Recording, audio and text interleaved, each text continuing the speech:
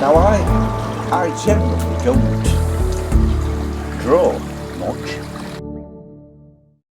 Hi, my name's Paul Freeman. I'm a landscape, seascape artist from South Yorkshire. I'm in Peter Wood's garden today. He's invited me over for a day painting. We're hoping for a little bit of sunshine later, but you know how it is. We can rearrange nature a little and invent the sunshine towards the end if we need to. And you're going to be what, using acrylics today? I'm going to be using most acrylics entirely. My normal choice of paint is golden fluid acrylics. I think having initially been a watercolourist, I quite like the paint that sort of distributes easily. Are these ordinary acrylics or heavy bodies? No, it's fluid. Fluid, yeah. Fluid.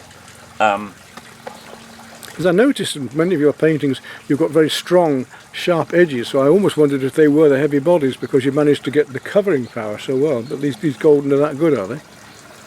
I think they're one of the better brands out there, and they have a really high pigment load. You're painting onto a canvas today? I'm painting onto a 20-inch square canvas. Are you going to be building up a background, or how are you going to work? I almost always start back to front. So we're going to put some of the greens in. We're going to try to leave out the sky holes, and there is no detail in the initial thing. It'll be just a big green, and I'm going to assume that grey sky to be pale. So what are you marking out with at the moment? Some kind of pen you've got there? Yes. What is it? It's a grey water-based acrylic pen. Right. Just the basic structure, the composition. Very much. Yeah. Very much a basic structure. Yeah. I know that we work in a very similar way, and the first thing I'm noticing here is what I say to my students: always make your marks about what is there, and immediately I see your mark making is about the edges of what is there. Yes. It's interesting. It's interesting to. I always enjoy talking to other artists because they put a perspective on your work that you didn't always know was there yourself. This is automatic. It's natural. Yes. Yeah. Yes, it is. I started my art journey, if you like, only 9 years ago. My wife was encouraging me to have hobbies that didn't involve drinking beer all the time, and she bought me a few art materials, having seen a few little things I'd done to amuse my kids when they were children, and my wife had a belief that I had some ability, and thinking back to when I was at school, they assumed at school I was going to go off to art college when I finished.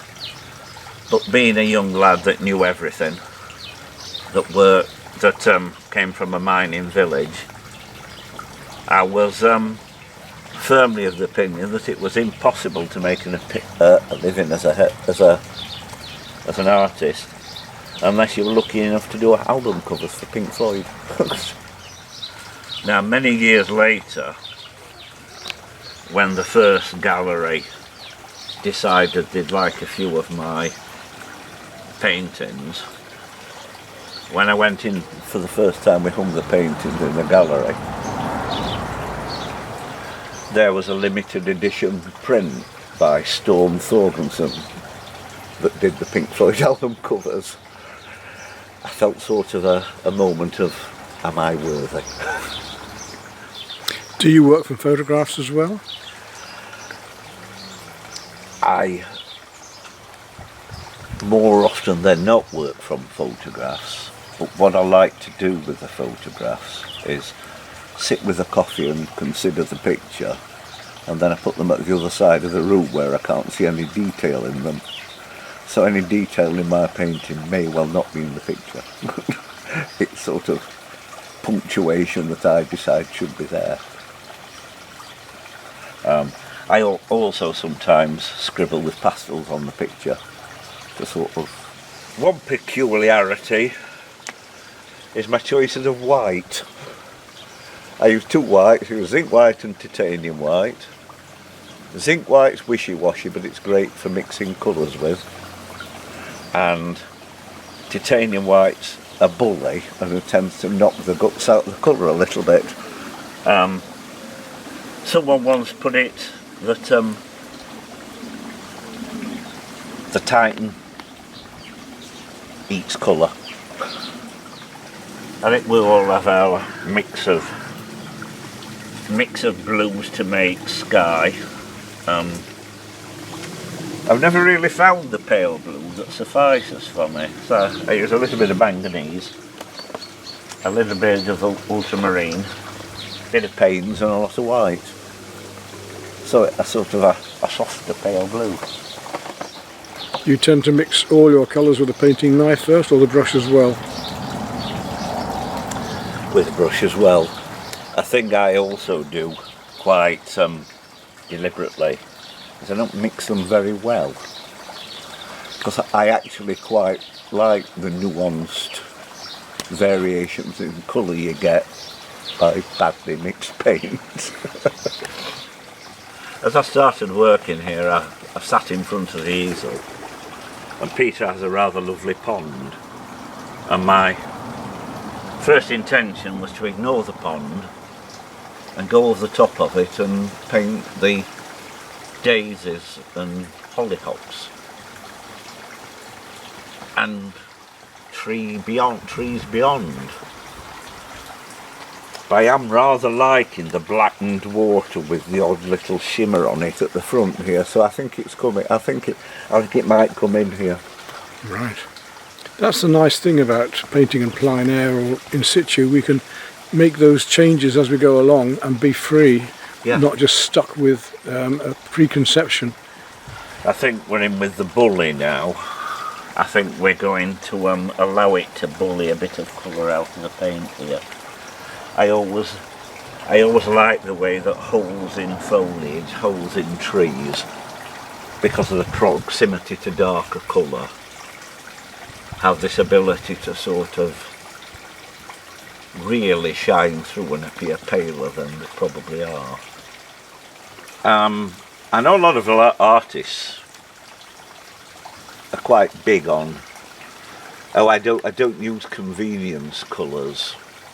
If you've got 3 or 4 or 5 colours on your palette, you've got all you need. I quite like convenience colours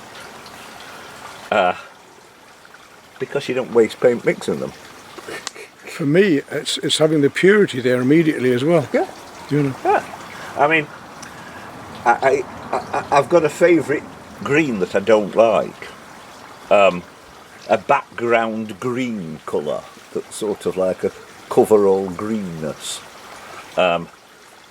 Chromium oxide green, because it's just like matte green. Hopeless colour. But great for underpainting. But the greens that follow it can have all the sort of shadow and light in them. I think some of the marks that we leave in the brushwork possibly remind us of the directions and the things that are happening within those colours, and remind us to leave them in later for the more finished article. And again, I come back to what I commented on earlier about your drawing. Your brush marks are also about what is there already. You're feeling that surface from the very beginning. Thank you, I'll take that. I like it for the soft areas of paintings, like open skies and that sort of thing. But most of the time, this acrylic does fine.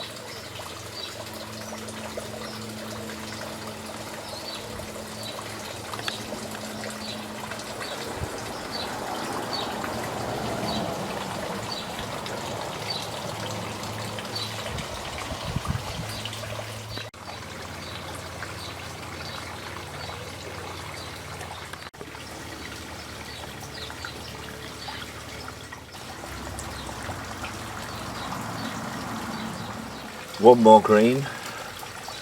Green gold. If we're on a budget, probably don't use it. It's fiendishly expensive.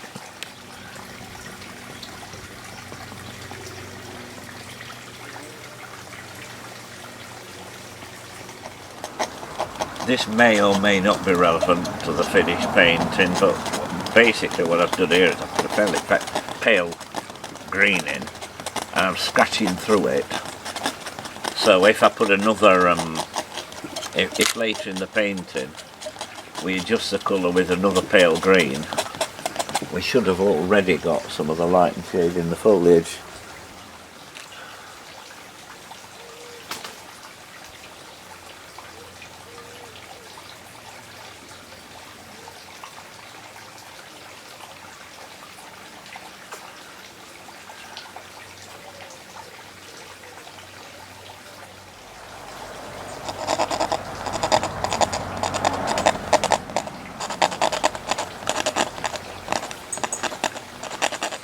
Do you wish to carry right on through, or are you going to stop for lunch? Or? Yeah, we'll stop for lunch yeah. Right. I think we've got a green painting in there now. Okay. There we go. Sorry.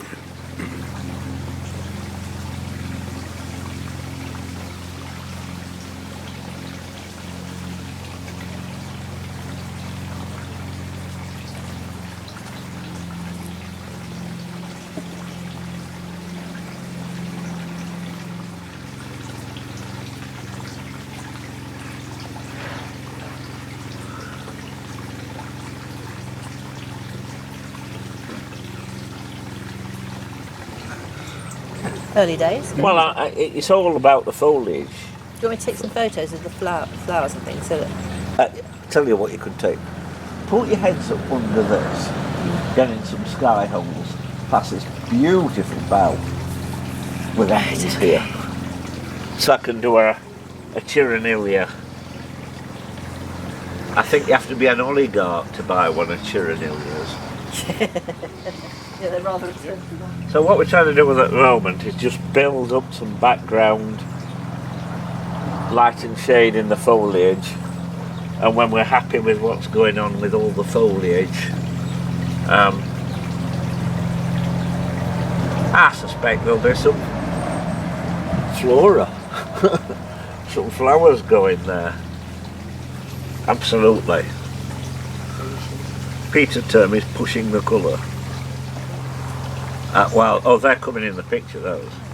Yeah. In fact, they're coming a bit closer to me. No.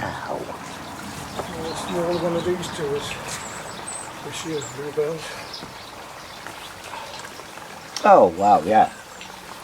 So we're on a parallel again there. Yeah. I'm looking forward to that. That big spire of hollyhock there.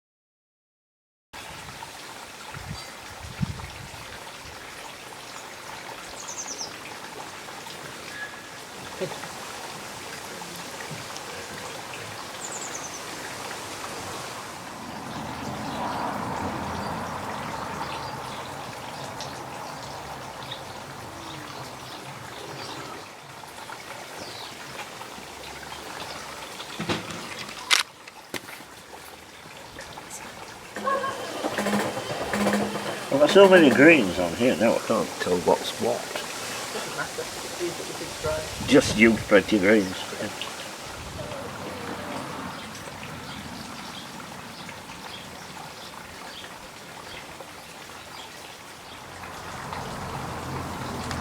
Right. I think we'll have some flowers on there and then put these reeds in. These sort of... Sorry? They're not reeds. What are they then? Go on. Go on.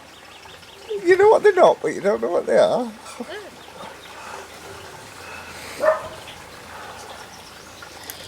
I've forgotten the name of them as well.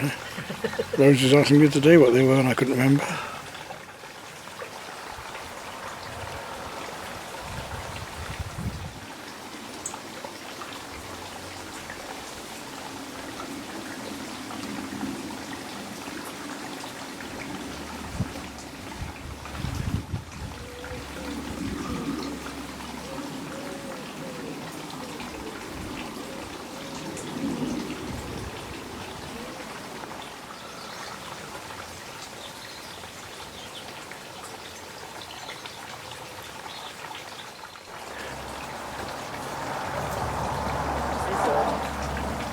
Watch this space then, I think, and see what comes. Well, I mean, if he doesn't, I'll get on to her, but yes, those acrylics are certainly looking nice and bright. Your colours, I mean, I'm using heavy body, which should be even thicker, but actually those colours, the pinks have gone on really beautifully. Nice and Yeah, they're nice. alright, aren't they? I've used a little bit of these golden, but not many. Oh, he's tried others, but always gone back to golden. It's good. It's almost impasto. I mean, it's solid. It's opaque, and usually these thinner body, the normal acrylics, are a bit more transparent, which is nice. They are, yeah. So we gather. Good boy. Got somebody else, didn't you? Yeah, it's nice, isn't it? People are not does when they start to put the shit. That's a camera. Oh dear. £11 well spent. Yeah. I tell you. But so he's got these expensive jeans for our cat. Actually, it's a sweet little cat. She only lived to 7. Oh. She had Henry and she couldn't use her back.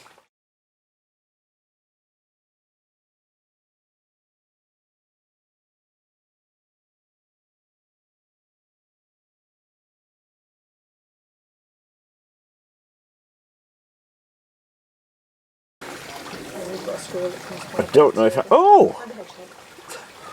The lilac flowers. They're not there, are they yet? Not yet, no. Because of the physical contact. No, don't you go on there. Come on. Spooky.